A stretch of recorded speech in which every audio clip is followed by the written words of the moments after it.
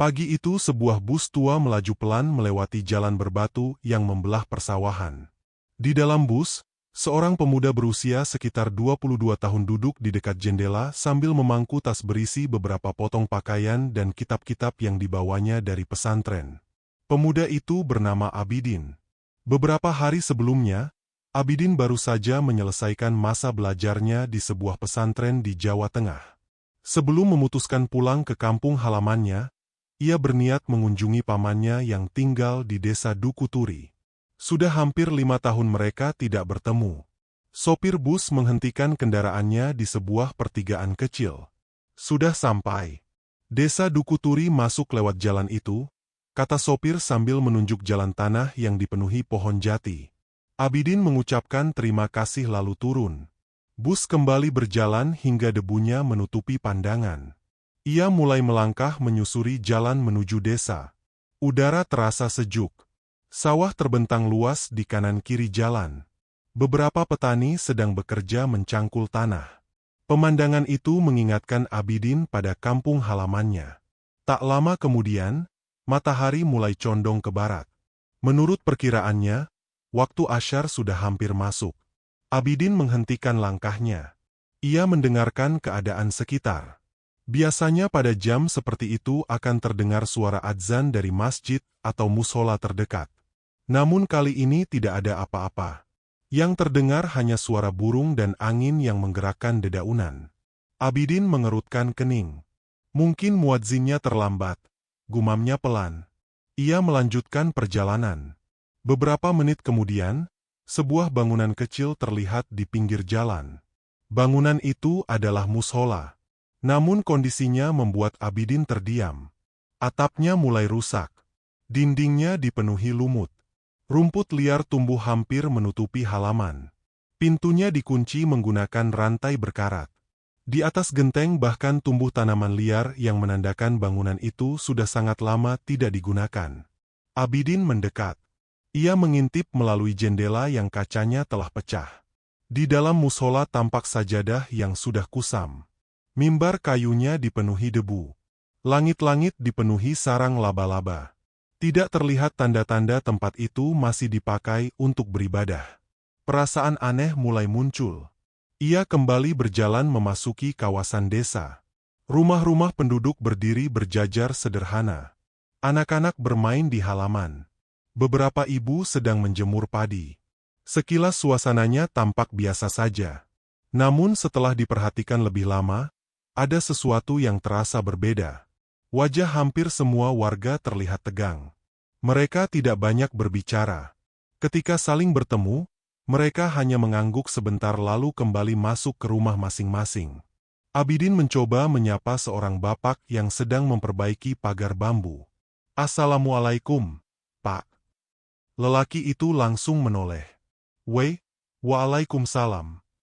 Saya sedang mencari rumah Pak Sastro. Beliau paman saya." "Oh, rumahnya lurus saja lalu belok kiri." "Terima kasih." Baru beberapa langkah berjalan, bapak tadi memanggil pelan. "Mas." Abidin menoleh. "Kalau sudah sampai rumah, jangan banyak tanya." "Maksudnya?" Bapak itu tidak menjawab. Ia justru buru-buru masuk ke dalam rumah lalu menutup pintu. Abidin semakin bingung. Tidak lama kemudian ia sampai di rumah pamannya. Pak Sastro langsung memeluk keponakannya dengan wajah bahagia. "Alhamdulillah akhirnya kamu datang juga." Mereka masuk ke dalam rumah. Bibi Abidin segera menyiapkan teh hangat dan singkong rebus. Suasana awalnya penuh kehangatan. Pak Sastro bertanya tentang kehidupan pesantren. Abidin juga bercerita mengenai teman-temannya. Namun ketika Abidin mulai bertanya tentang keadaan desa, suasana berubah. "Paman, tadi saya melewati mushola yang sudah rusak." Pak Sastro terdiam. "Itu sudah lama. Kenapa tidak diperbaiki?" "Tidak ada yang berani." Abidin mengernyit. "Kenapa memangnya?" Pak Sastro menoleh ke arah jendela seolah memastikan tidak ada orang yang mendengar. Dengan suara pelan ia berkata, "Jangan membahas itu dulu." Melihat wajah pamannya berubah serius, Abidin memilih menghentikan pertanyaan. Menjelang maghrib, Abidin kembali memperhatikan keadaan. Waktu salat sudah masuk. Langit mulai berwarna jingga. Namun desa tetap sunyi. Tidak ada suara adzan. Tidak ada warga berjalan menuju masjid. Yang terdengar hanya suara jangkrik mulai bersahutan. Abidin akhirnya mengambil air wudhu di sumur belakang rumah. Ia hendak mengumandangkan adzan. Belum sempat membuka mulut, Pak Sastro segera memegang lengannya. "Jangan!" Abidin terkejut. "Kenapa, Paman?" "Salat saja di dalam rumah." "Tapi adzan." "Sudah, jangan." Nada suara Pak Sastro terdengar gemetar. Abidin tidak ingin memperdebatkan hal itu. Mereka akhirnya salat berjamaah hanya bertiga di ruang tengah. Selesai salat, rumah kembali ditutup rapat. Semua jendela dipasang tirai. Lampu minyak dikecilkan. Abidin merasa seperti ada sesuatu yang sedang disembunyikan. Sekitar pukul 8 malam. Saat semua orang mulai beristirahat, Abidin mendengar suara pintu belakang dibuka perlahan. Ia melihat Pak Sastro keluar bersama dua orang tetangga. Karena penasaran, Abidin mengikuti mereka dari kejauhan. Mereka berjalan melewati gang kecil tanpa membawa lampu. Sesekali mereka berhenti memastikan tidak ada orang lain. Perjalanan berakhir di sebuah rumah tua yang seluruh jendelanya ditutup kain hitam. Pintu dibuka dari dalam. Satu persatu mereka masuk. Abidin mendekati dinding bambu rumah itu.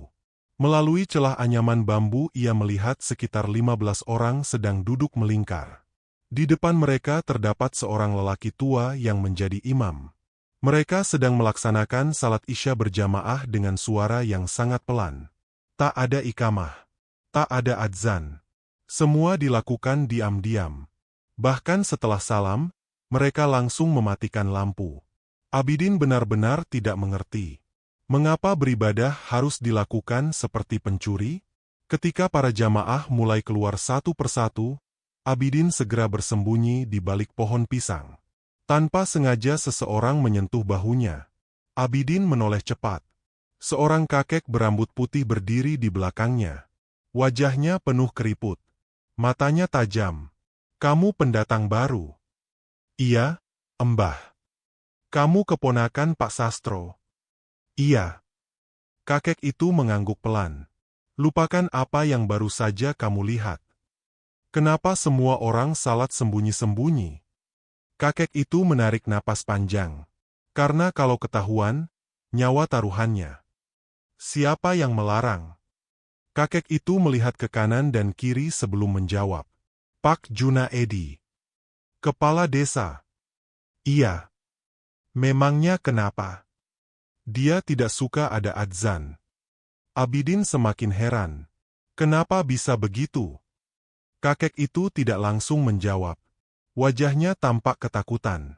"Apapun yang terjadi, jangan pernah mengumandangkan adzan selama kamu berada di desa ini. Kalau ada yang melanggar."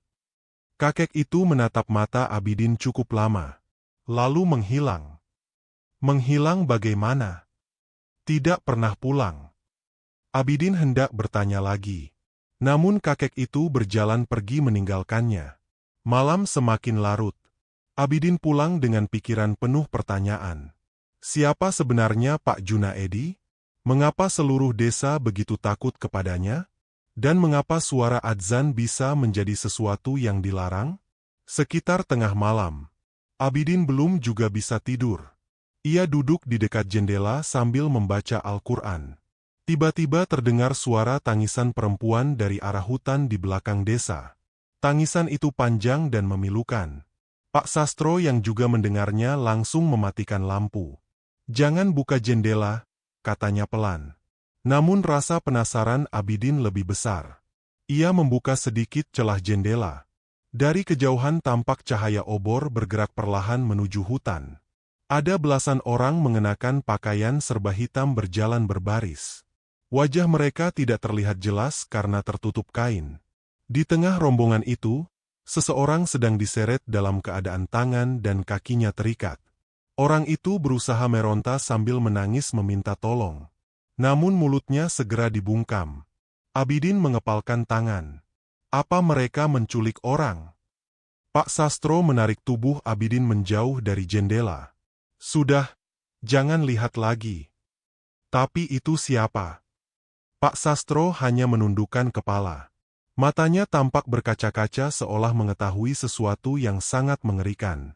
Di luar rumah, suara langkah rombongan itu perlahan menghilang menuju hutan yang gelap. Tangisan orang yang dibawa paksa tadi ikut lenyap di telan keheningan malam. Abidin menatap ke arah hutan dengan dada berdebar. Saat itulah ia sadar, desa Dukuturi menyimpan rahasia yang jauh lebih mengerikan daripada yang pernah ia bayangkan. Perjalanannya ke desa itu yang semula hanya untuk menemui sang paman, kini menjadi awal dari sebuah kenyataan kelam yang akan menguji keberanian dan keimanannya. Pagi setelah kejadian malam itu, Abidin terbangun lebih awal. Bayangan iring-iringan orang berpakaian hitam yang membawa seseorang menuju hutan masih terus memenuhi pikirannya. Ia yakin orang yang dibawa itu bukan pencuri atau penjahat. Wajah penuh ketakutan dan tangisan minta tolong yang didengarnya semalam membuatnya percaya telah terjadi sesuatu yang sangat buruk. Di ruang depan, Pak Sastro sedang memperbaiki caping bambu yang sudah rusak. Semalam orang yang dibawa itu siapa? Paman? Tanya Abidin. Pak Sastro menghentikan pekerjaannya sesaat. Paman tidak tahu. Tapi Paman melihat juga, kan? Tidak semua hal harus dicari tahu, Din. Jawaban itu membuat Abidin semakin yakin kalau pamannya sebenarnya mengetahui banyak hal, tetapi terlalu takut untuk mengatakannya. Setelah sarapan, Abidin berpamitan ingin berjalan-jalan melihat desa. Pak Sastro sempat melarang, tetapi Abidin beralasan hanya ingin mengenal lingkungan sekitar. Kalau ada orang bertanya, bilang saja kamu sedang berkunjung ke rumah pamanmu. Jangan ikut campur urusan desa, pesan Pak Sastro. Abidin mengangguk. Ia berjalan menyusuri jalan kecil yang membelah permukiman. Beberapa warga sedang menjemur gabah. Ada juga yang sedang memperbaiki pagar bambu. Saat melewati sebuah rumah, Abidin melihat seorang perempuan parubaya sedang menangis sambil memeluk pakaian laki-laki yang sudah lusuh. Di dekatnya duduk seorang anak laki-laki berusia sekitar 8 tahun. Ibu, Bapak kapan pulang? Tanya anak itu lirih. Perempuan itu hanya mengusap kepala anaknya tanpa menjawab. Abidin mendekati mereka. Permisi, Bu. Perempuan itu buru-buru menghapus air matanya. Iya, Nak. Maaf kalau saya lancang. Apa ada yang sedang terjadi? Perempuan itu menunduk. Suami saya sudah 3 bulan tidak pulang. Pergi bekerja. Perempuan itu menggeleng. Katanya pergi merantau. Tapi ibu tidak percaya. Dia tidak mungkin meninggalkan kami tanpa kabar. Belum sempat perempuan itu melanjutkan ucapannya, seorang tetangga datang menghampiri sambil memberi isyarat agar berhenti berbicara. Sudah, Bu. Jangan diteruskan. Perempuan itu langsung diam. Abidin memperhatikan wajah mereka. Rasa takut terlihat jelas. Ia melanjutkan perjalanan. Sepanjang hari ia mendengar cerita yang hampir sama. Ada yang kehilangan kakak. Ada yang kehilangan ayah. Ada yang kehilangan anak laki-laki. Namun setiap kali ditanya, jawaban mereka selalu sama. Merantau. Anehnya, tidak ada satupun keluarga yang pernah menerima surat atau kabar dari orang-orang yang disebut sedang merantau itu. Semakin lama, Abidin semakin yakin bahwa mereka sebenarnya telah menghilang. Menjelang siang, seorang pemuda menghampiri Abidin. Mas, kalau memang ingin tahu apa yang terjadi di desa ini, ikut saya. Pemuda itu berjalan lebih dulu menuju kebun bambu di pinggir desa. Mereka berhenti di sebuah gubuk kecil yang hampir tertutup semak. Masuk saja. Di dalam gubuk duduk seorang pria berusia sekitar 50 tahun. Rambutnya sudah mulai memutih. Janggut tipis memenuhi dagunya. Tatapan matanya tajam, tetapi wajahnya tampak lelah. Pemuda tadi memperkenalkan mereka. Pak, ini Abidin. Santri yang baru datang. Pria itu mengangguk pelan. Namaku Harun. Abidin duduk di depannya. Katanya Bapak ingin bertemu saya. Harun menarik napas panjang. Aku dulu perangkat desa. Abidin terkejut. Dulu? Iya. Kenapa berhenti? Bukan berhenti. Aku melarikan diri. Ucapan itu membuat suasana menjadi hening. Harun mulai bercerita. Beberapa tahun lalu, sebelum Pak Junaedi menjadi kepala desa, kehidupan di desa Dukuturi berjalan seperti desa-desa lain. Masjid selalu ramai. Anak-anak mengaji setiap sore. Warga saling membantu. Semuanya berubah setelah Pak Junaedi memenangkan pemilihan kepala desa pada awal tahun 80-an. Awalnya tidak ada yang curiga. Pak Junaedi dikenal ramah dan suka membantu warga. Namun setelah beberapa bulan menjabat, aturan aneh mulai bermunculan. Tidak boleh ada pengajian. Tidak boleh ada peringatan hari besar Islam. Tidak boleh menggunakan pengeras suara masjid. Kemudian larangan itu semakin keras. Suara adzan dianggap mengganggu. Masjid harus ditutup. Mushola tidak boleh dipakai. Siapapun yang melanggar akan ditangkap. Warga tidak melawan? Tanya Abidin. Harun menggeleng. Awalnya melawan. Lalu, beberapa orang hilang. Hilang begitu saja. Harun menatap Abidin. Mereka dibawa malam hari. Tidak ada yang mencari. Ada. Hasilnya, tidak pernah ditemukan. Harun kemudian menceritakan kejadian yang membuatnya memutuskan melarikan diri. Suatu malam ia dipanggil ke rumah Pak Junaedi bersama beberapa perangkat desa lainnya. Di sana mereka diminta mengikuti sebuah sumpah. Pak Junaedi mengatakan bahwa desa akan menjadi makmur jika seluruh warga mematuhi ajaran baru yang dibawanya. Harun menolak. Ia mengatakan dirinya hanya percaya kepada Allah. Sejak malam itu, ia mulai diteror. Rumahnya dilempari batu. Sawahnya dibakar. Anaknya dipukuli orang tak dikenal. Karena khawatir keluarganya menjadi korban, Harun memilih bersembunyi di gubuk tersebut. Hampir semua orang mengira aku sudah meninggal, katanya pelan. Abidin mendengarkan dengan wajah serius. Lalu orang-orang yang hilang dibawa kemana? Harun menghela napas. Ke pendopo tua. Pendopo? Iya. Harun mengambil sebatang kayu lalu menggambar denah sederhana di atas tanah. Di tengah hutan ada bangunan tua. Dulu tempat apa? Konon dibangun di atas makam kuno. Untuk apa sekarang? Pak Junaedi melakukan ritual di sana. Ritual apa? Harun menelan ludah.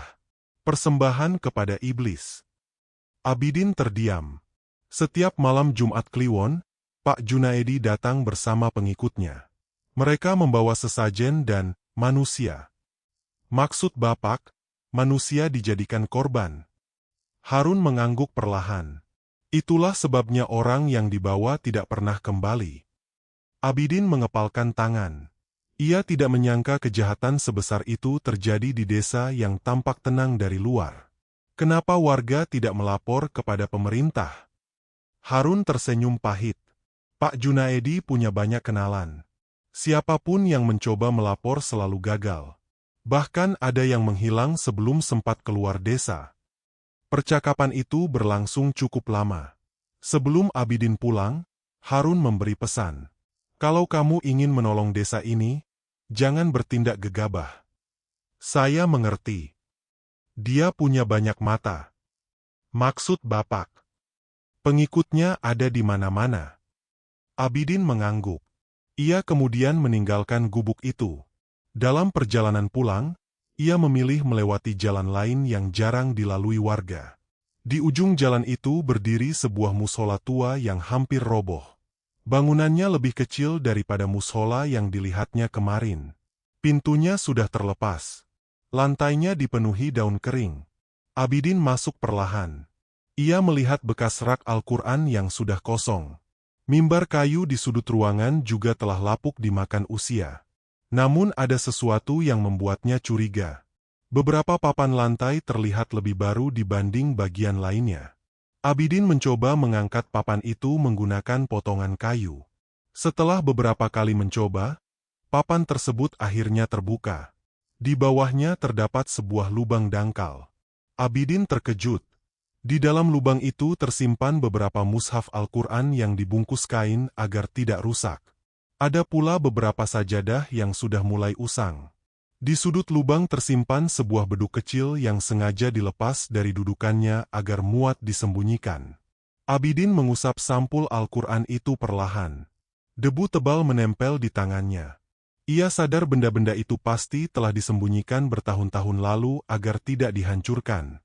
Dengan hati-hati ia menutup kembali lubang tersebut. Saat hendak keluar dari mushola, tiba-tiba terdengar suara langkah kaki. Abidin segera menoleh. Dua pria bertubuh besar berdiri di depan pintu. Keduanya mengenakan pakaian hitam. Tatapan mereka tajam. "Hei!" Abidin mencoba bersikap tenang. "Iya? Kamu orang baru?" "Iya." "Sedang apa di sini?" "Hanya melihat-lihat." Salah seorang dari mereka masuk ke dalam mushola.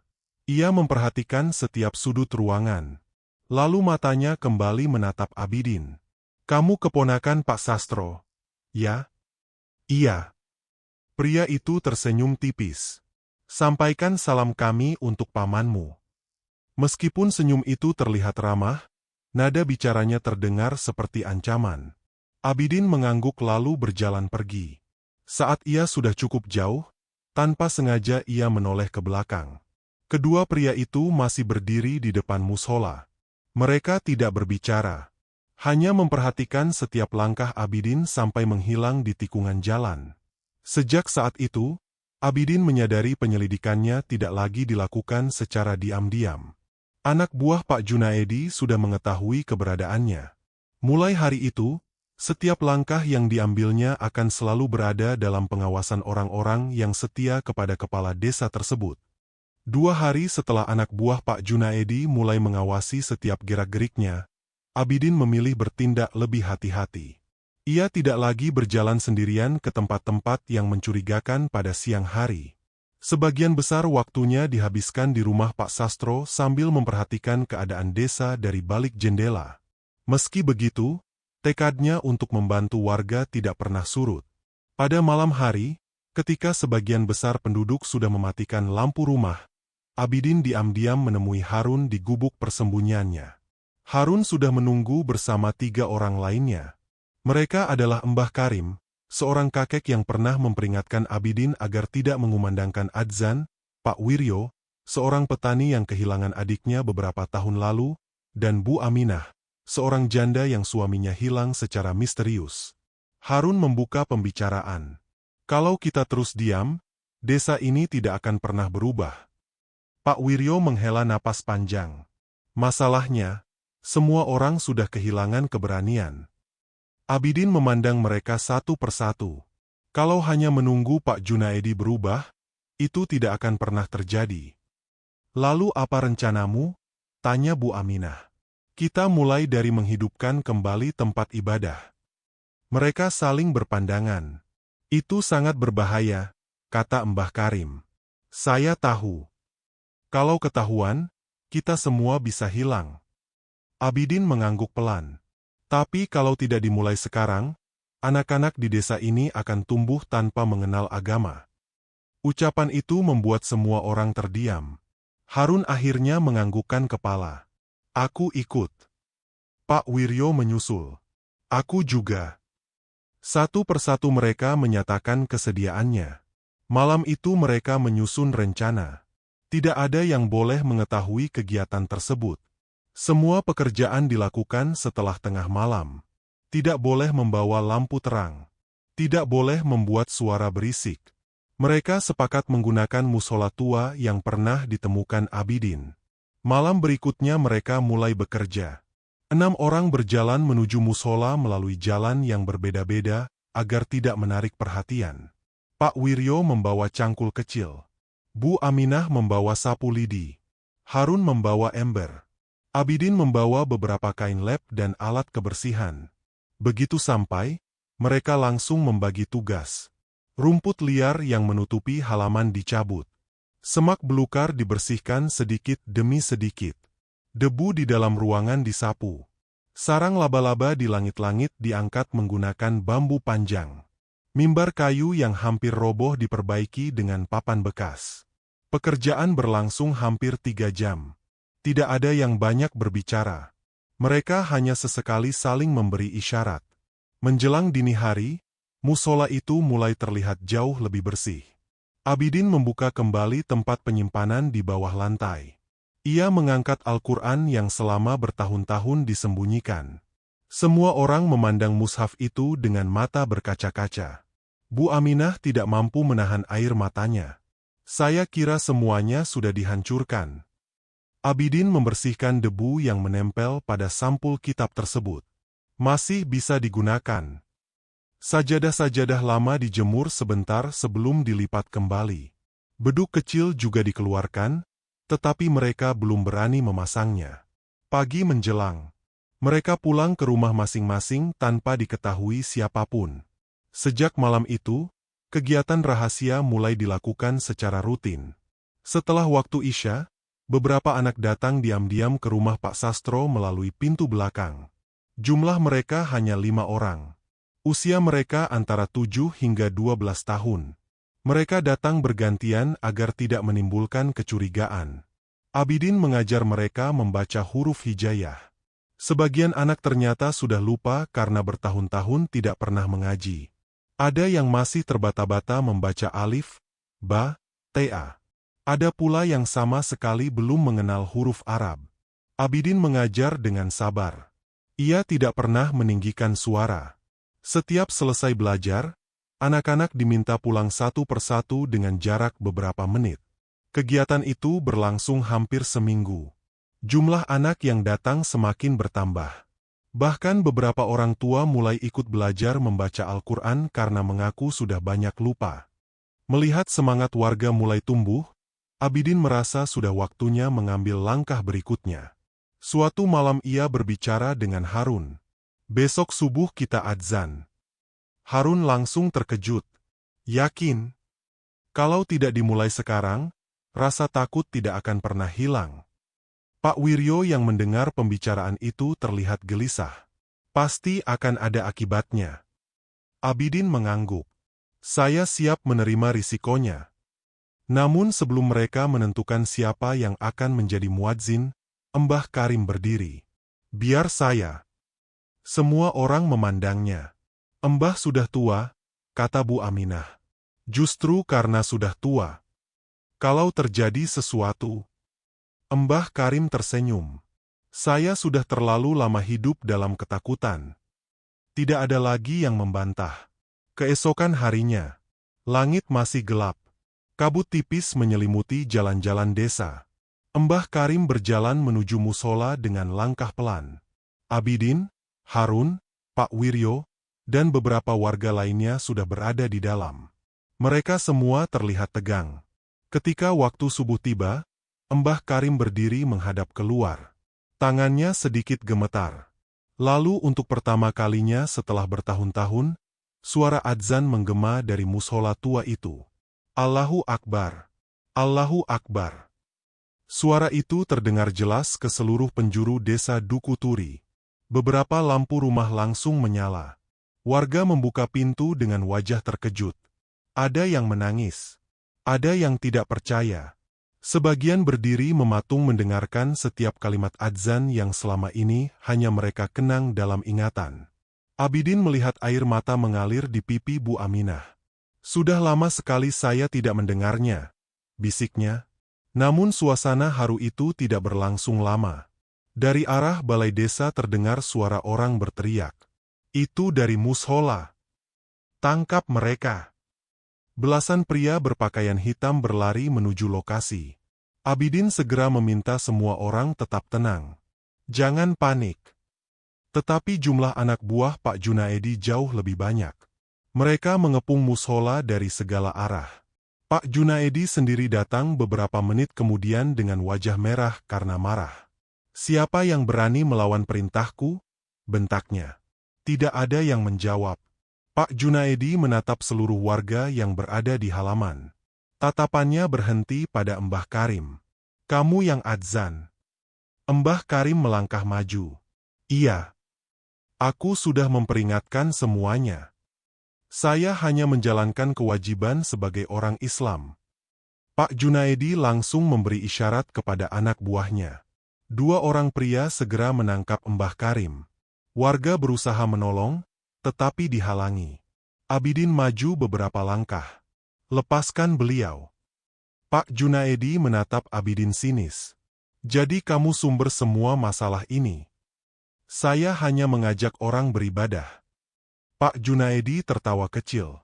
Mulai sekarang, kamu akan menyesali keputusanmu. Ia memerintahkan anak buahnya membawa Mbah Karim pergi. Sebelum dibawa, Mbah Karim sempat berteriak kepada warga. Jangan berhenti salat. Suara itu menjadi kalimat terakhir yang didengar warga sebelum tubuhnya dimasukkan ke dalam gerobak tertutup. Gerobak itu kemudian bergerak menuju arah hutan. Sejak kejadian itu, suasana desa berubah semakin mencekam. Setiap malam terdengar suara langkah kaki mengelilingi rumah Pak Sastro. Ketika Abidin membuka pintu, tidak ada siapa-siapa. Suatu malam ia melihat bayangan hitam berdiri di bawah pohon mangga. Sesaat kemudian bayangan itu menghilang begitu saja. Malam berikutnya terdengar suara bisikan dari luar jendela. Pergi, atau kamu akan menyusul. Abidin membaca ayat-ayat Al-Quran hingga suara itu perlahan lenyap. Gangguan tidak hanya terjadi di rumah Pak Sastro. Beberapa warga juga mulai mengalami kejadian aneh. Ada yang mendengar suara orang menangis di atas atap. Ada yang melihat sosok hitam melintas di pematang sawah. Bahkan beberapa anak buah Pak Junaedi tiba-tiba berteriak histeris di tengah malam. Menurut cerita warga, mereka mengamuk tanpa alasan, memukul siapa saja yang ada di dekatnya, lalu pingsan. Saat sadar, mereka mengaku tidak mengingat apapun. Harun mulai menduga sesuatu. Iblis yang dipanggil Pak Junaedi mulai meminta lebih banyak korban. Abidin tidak langsung menjawab. Ia merasa waktu mereka semakin sempit. Keesokan malam, Harun datang tergesa-gesa ke rumah Pak Sastro. Wajahnya pucat.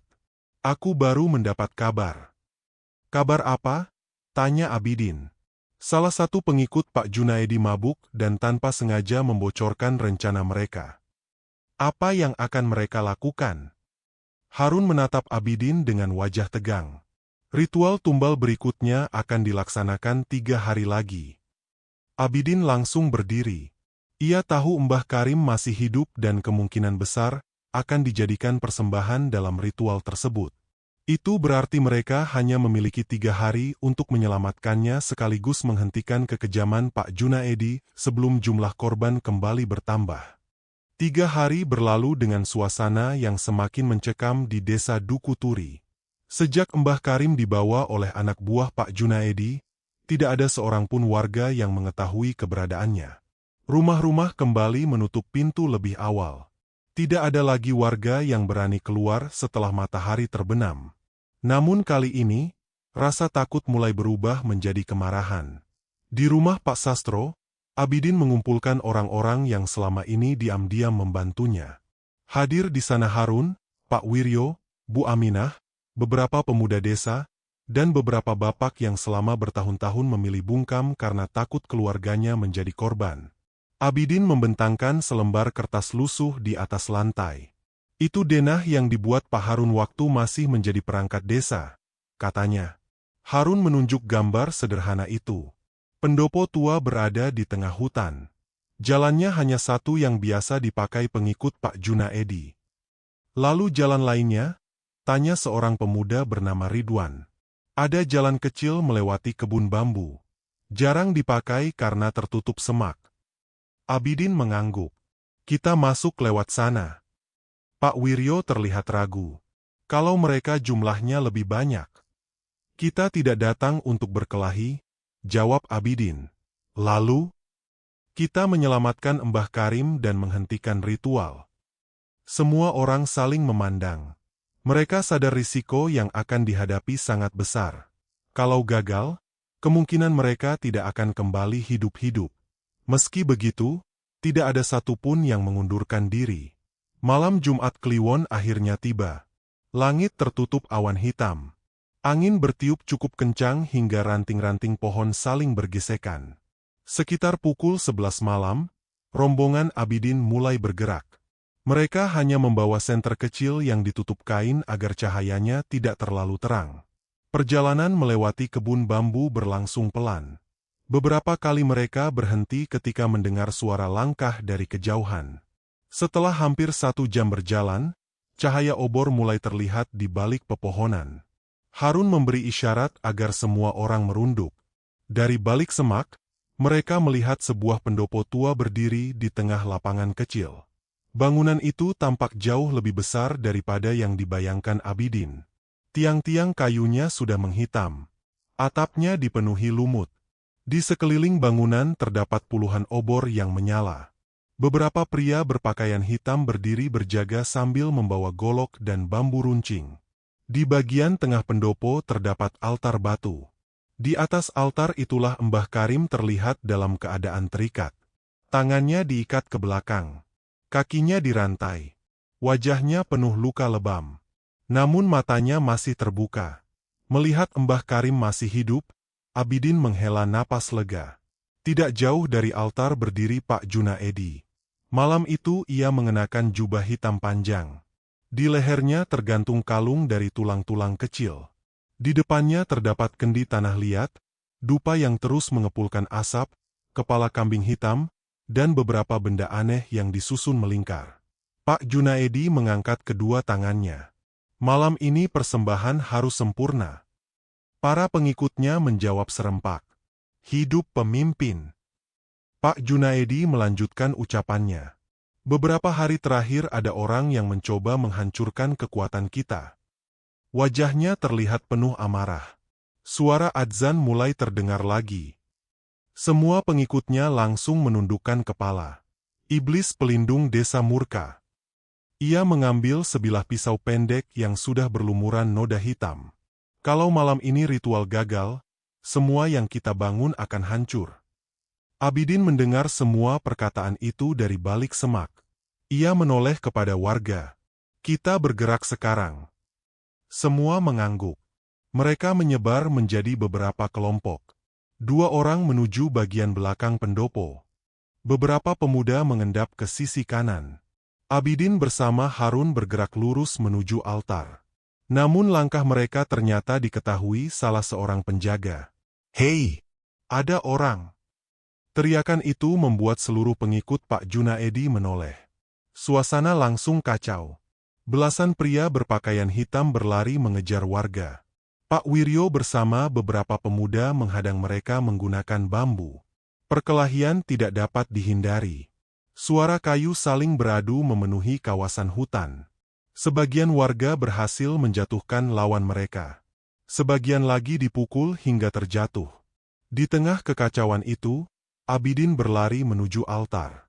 Sebelum berhasil membuka ikatan Mbah Karim, 2 anak buah Pak Junaedi menghadangnya. Salah satu dari mereka mengayunkan golok. Abidin menghindar. Harun segera menarik bambu panjang dari tanah dan menahan serangan tersebut. Perkelahian kembali terjadi. Pak Junaedi melihat keadaan mulai tidak terkendali. Ia berteriak marah. "Tangkap Abidin hidup-hidup!" 4 orang langsung mengejar Abidin. Namun sebelum mereka berhasil mendekat, Abidin berdiri di depan altar sambil mengeluarkan Al-Quran kecil dari dalam tas kain yang selalu dibawanya. Ia membuka halaman yang telah diberi tanda.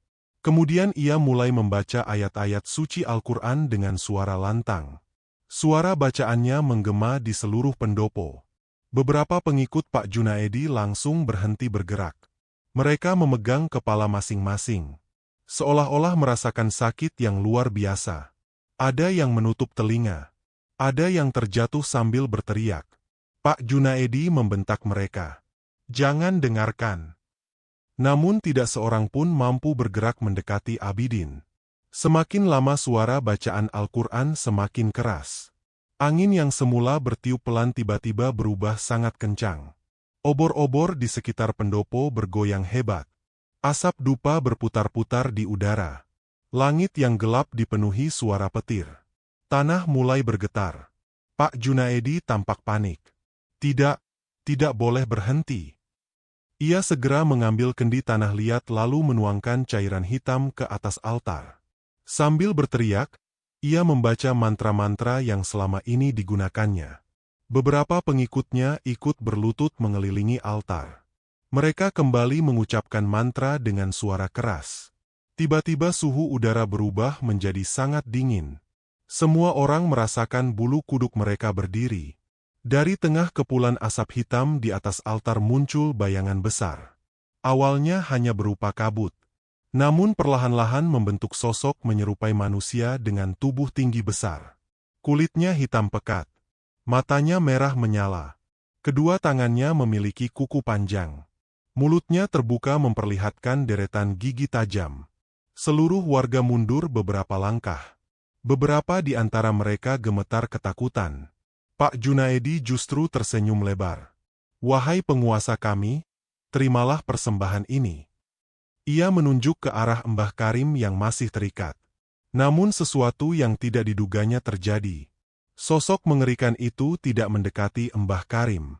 Makhluk itu justru menoleh perlahan ke arah Pak Junaedi. Tatapannya penuh kemarahan. Pak Junaedi mulai kebingungan. "Ampun, aku sudah menyiapkan tumbal." Makhluk itu mengeluarkan suara raungan keras, hingga telinga semua orang berdenging. Tanah kembali berguncang. Asap hitam memenuhi seluruh pendopo. Pak Junaedi mundur beberapa langkah. "Ada apa?" Tidak ada jawaban. Makhluk itu terus mendekatinya. Abidin tidak menghentikan bacaan Al-Qur'annya. Semakin lama suara bacaannya semakin membuat suasana berubah. Beberapa pengikut Pak Junaedi tiba-tiba jatuh pingsan. Ada pula yang menangis sambil meminta ampun. Harun berhasil melepaskan ikatan Mbah Karim. Dua pemuda segera membawa kakek itu menjauh dari altar. Pak Junaedi mulai panik. "Aku sudah setia selama bertahun-tahun." Ia kembali berteriak kepada sosok tersebut. "Aku sudah memberikan banyak persembahan." Makhluk itu mengangkat salah satu tangannya. Raungan keras kembali terdengar.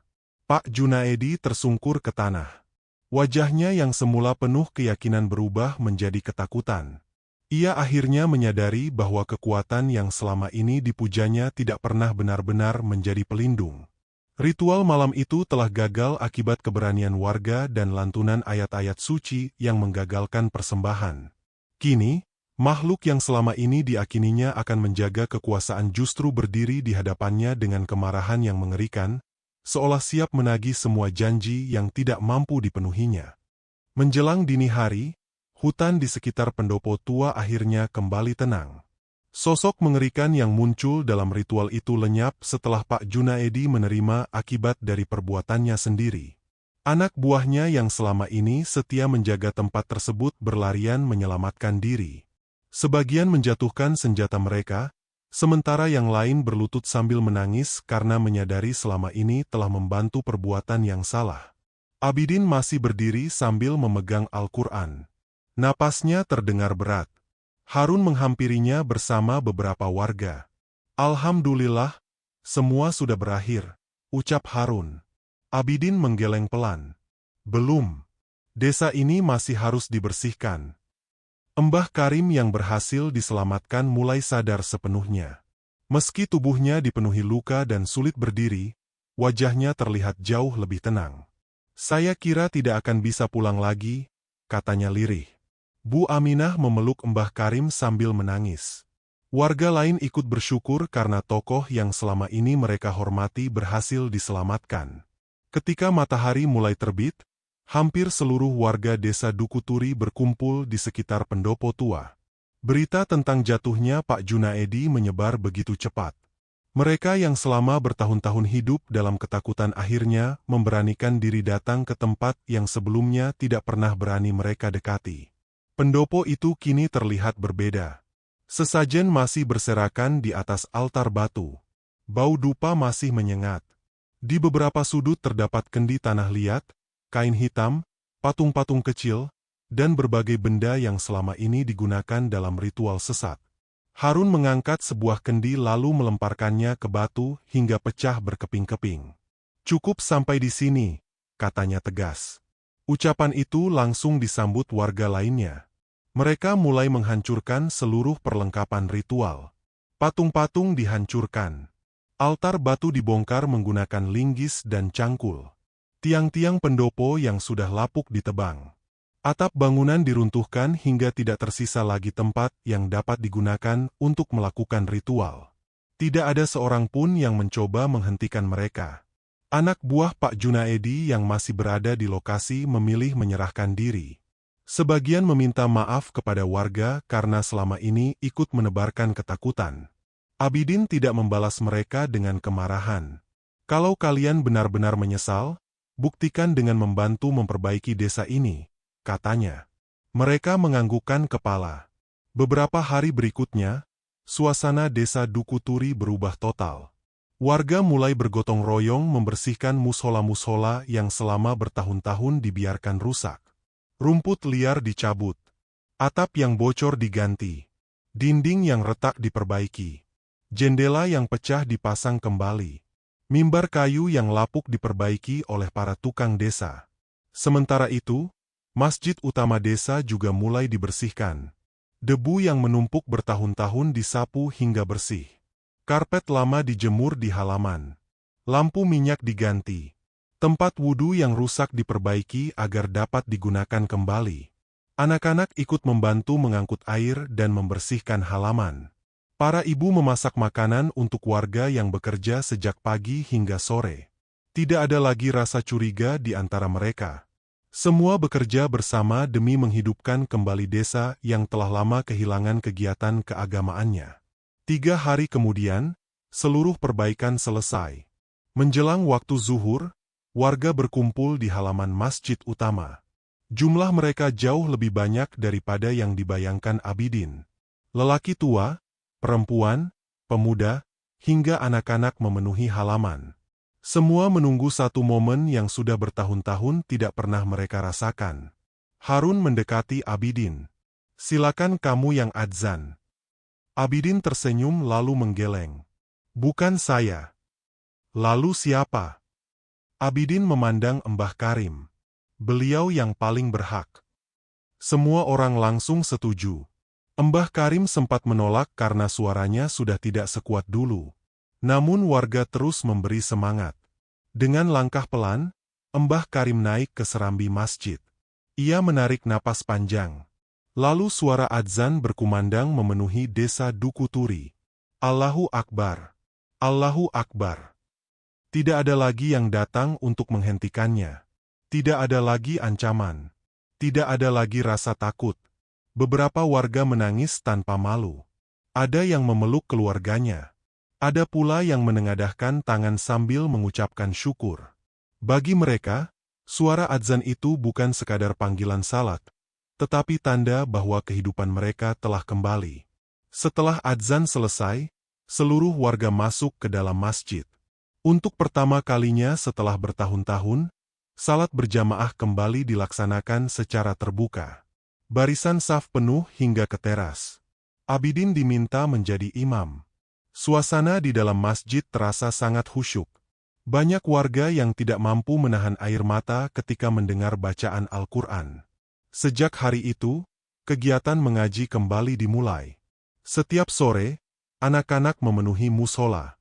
Mereka membawa Iqra dan Al-Quran yang sebelumnya disimpan rapat oleh keluarga masing-masing. Abidin mengajar mereka bersama Harun dan beberapa warga yang masih mampu membaca Al-Quran. Suara anak-anak mengeja huruf hijayah kembali terdengar di seluruh desa. Hal yang selama bertahun-tahun dianggap terlarang kini menjadi pemandangan sehari-hari. Sementara itu, beberapa warga mulai mencari lokasi para korban yang selama ini menghilang. Berdasarkan keterangan mantan pengikut Pak Junaedi yang memutuskan bertobat, mereka mengetahui bahwa para korban dimakamkan secara sembunyi-sembunyi di beberapa titik di sekitar hutan. Pencarian dilakukan selama hampir seminggu. Satu demi satu makam sederhana berhasil ditemukan. Sebagian hanya ditandai batu kecil. Sebagian lagi sama sekali tidak memiliki penanda. Keluarga para korban akhirnya mengetahui nasib orang-orang yang selama ini mereka cari. Meski kesedihan kembali muncul, setidaknya mereka tidak lagi hidup dalam ketidakpastian. Jenazah para korban dipindahkan dan dimakamkan kembali di pemakaman umum desa sesuai syariat. Seluruh warga ikut mengantarkan.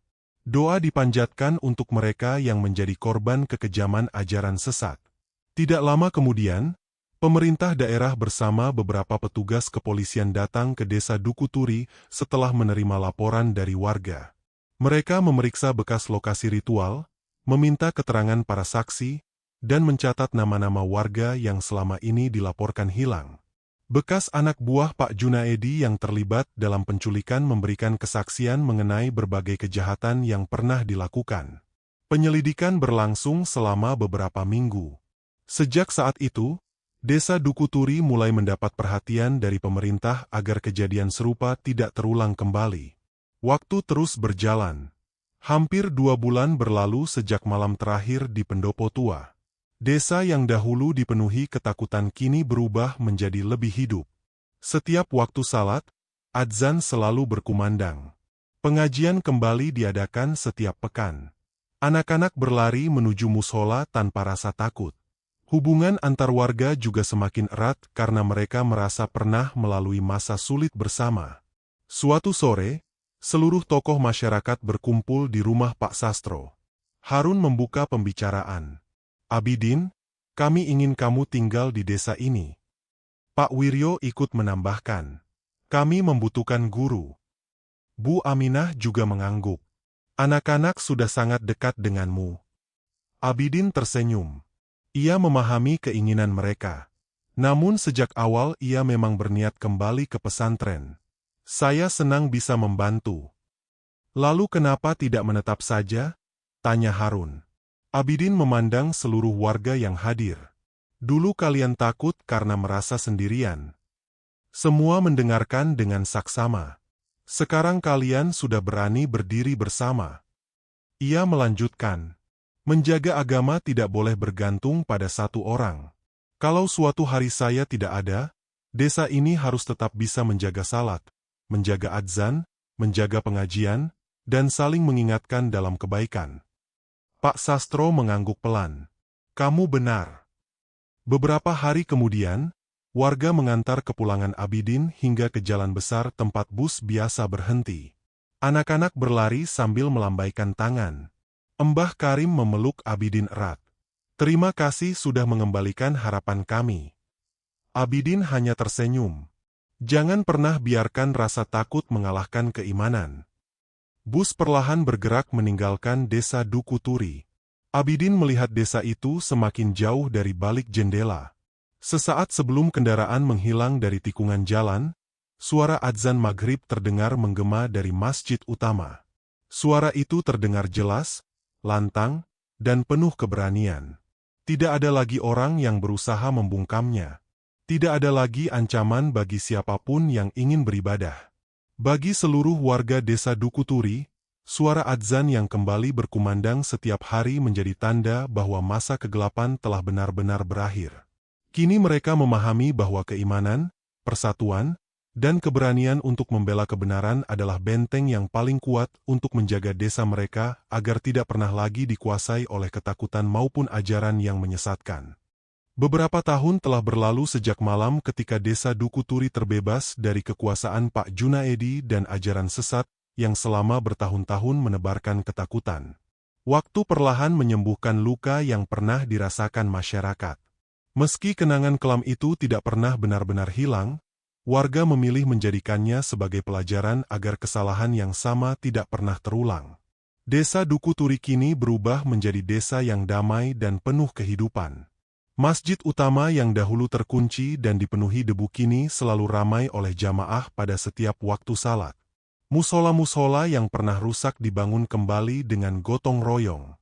Setiap sore terdengar suara anak-anak membaca Al-Quran, menggantikan keheningan yang dulu menyelimuti desa. Warga tidak lagi menyembunyikan keimanan mereka. Pengajian rutin kembali diadakan setiap pekan. Hari-hari besar Islam dirayakan bersama dengan penuh rasa syukur. Tidak ada lagi ancaman bagi siapapun yang ingin beribadah. Suara adzan yang dahulu dianggap sebagai alasan untuk menghukum seseorang kini justru menjadi suara yang paling dinanti oleh seluruh masyarakat. Harun dipercaya menjadi kepala desa yang baru melalui musyawarah warga. Selama memimpin, ia selalu mengingatkan masyarakat agar jabatan adalah amanah, bukan alat untuk menindas orang lain. Setiap keputusan desa dibahas bersama para tokoh masyarakat dan para sesepuh agar tidak ada lagi kekuasaan yang disalahgunakan. Mbah Karim tetap menjadi imam masjid meskipun usianya semakin tua. Suaranya memang tidak lagi sekuat dulu, tetapi semangatnya tidak pernah berkurang. Ia sering menceritakan kepada anak-anak muda tentang pentingnya menjaga salat dan tidak pernah takut menjalankan ajaran agama selama berada di jalan yang benar. Nama Abidin masih sering disebut dalam setiap pengajian dan pertemuan warga. Bukan karena ia ingin dikenang sebagai pahlawan, tetapi karena keberaniannya telah membangkitkan semangat masyarakat yang selama bertahun-tahun hidup dalam ketakutan. Meski telah kembali ke pesantren dan melanjutkan kehidupannya sebagai seorang santri, hubungan Abidin dengan warga desa Dukuturi tetap terjalin baik. Sesekali ia datang berkunjung untuk melihat perkembangan desa, dan setiap kedatangannya selalu disambut dengan penuh rasa hormat. Namun setiap kali ada yang memuji dirinya, Abidin selalu memberikan jawaban yang sama. Jangan mengingat saya. Ingatlah bahwa pertolongan Allah Subhanahu wa Ta'ala akan datang kepada orang-orang yang tetap beriman, bersabar, dan berani membela kebenaran. Ucapan itu terus diingat oleh warga hingga bertahun-tahun kemudian. Sementara itu, bekas lokasi pendopo tempat ritual dahulu tidak pernah dibangun kembali. Atas kesepakatan seluruh warga, tempat tersebut dibersihkan dan ditanami berbagai pohon keras agar tidak lagi menjadi tempat yang menyeramkan. Sebagian lahan di sekitarnya dijadikan kebun bersama yang hasilnya digunakan untuk membantu warga kurang mampu. Mereka ingin mengubah tempat yang dahulu menjadi simbol ketakutan menjadi tempat yang memberi manfaat bagi banyak orang. Kisah Pak Junaedi juga tidak pernah dihapus dari ingatan masyarakat. Orang tua di desa Dukuturi sering menceritakan kisah itu kepada anak-anak mereka sebagai pengingat bahwa kesombongan, kerakusan, dan keinginan mempertahankan kekuasaan dengan cara apapun hanya akan membawa kehancuran. Tidak ada kekuatan yang mampu melindungi seseorang jika kekuatan itu dibangun di atas kebatilan dan kezaliman. Peristiwa yang pernah terjadi di desa itu mengajarkan bahwa rasa takut dapat membuat manusia kehilangan keberanian untuk membela kebenaran. Namun ketika masyarakat bersatu, saling menguatkan, dan tetap berpegang teguh kepada ajaran agama, sebesar apapun ancaman yang datang pada akhirnya dapat dihadapi bersama. Hikmah yang dapat kita ambil dari kisah ini adalah keimanan yang dijaga dengan kesabaran, ilmu, dan keberanian akan menjadi benteng terkuat dalam menghadapi segala bentuk kejahatan. Jangan pernah membiarkan rasa takut membuat kita meninggalkan kewajiban kepada Allah Subhanahu wa Ta'ala. Kekuasaan yang dibangun dengan ancaman, kebohongan, dan kezaliman tidak akan bertahan selamanya. Persatuan masyarakat dalam membela kebenaran jauh lebih kuat daripada kekuatan yang dibangun dengan kekerasan dan teror syiar Islam, seperti adzan, salat berjamaah, dan mengaji. Memiliki peran penting dalam menjaga kehidupan masyarakat yang beriman. Ilmu agama harus terus diwariskan kepada generasi berikutnya agar mereka tidak mudah disesatkan oleh ajaran yang bertentangan dengan kebenaran. Jangan pernah mencari kekayaan, jabatan, atau kekuasaan dengan menghalalkan segala cara, karena setiap perbuatan akan dimintai pertanggungjawaban. Pertolongan Allah Subhanahu wa Ta'ala akan datang kepada hambanya yang tetap istiqomah, berikhtiar, dan tidak menyerah dalam membela kebenaran. Pada akhirnya, kisah desa Dukuturi bukan hanya tentang teror, ajaran sesat, atau pertarungan melawan kejahatan. Kisah ini adalah pengingat bahwa cahaya kebenaran mungkin dapat ditutupi untuk sementara waktu, tetapi tidak akan pernah bisa dipadamkan selamanya. Selama masih ada orang-orang yang berani menjaga keimanan, mengajak kepada kebaikan, dan bersatu melawan kezaliman, maka harapan akan selalu hidup, dan suara adzan akan terus berkumandang sebagai tanda bahwa kebenaran akhirnya menang.